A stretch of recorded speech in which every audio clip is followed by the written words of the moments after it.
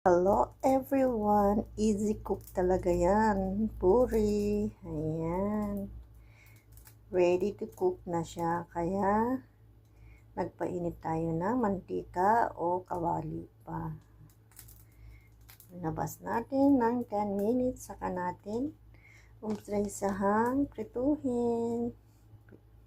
Ayan, nagpainit na tayo ng kawali at mantika. Lagay na natin ang ating puri.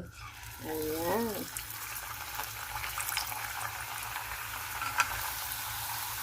Ayan, lumuloko na siya.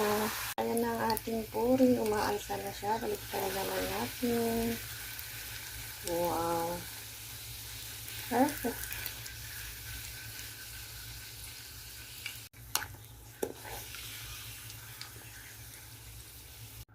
Ito na yung ating puri. Serve with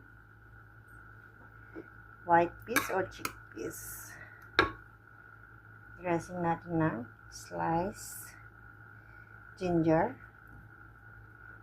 Ayan. Coriander leaves. At chili.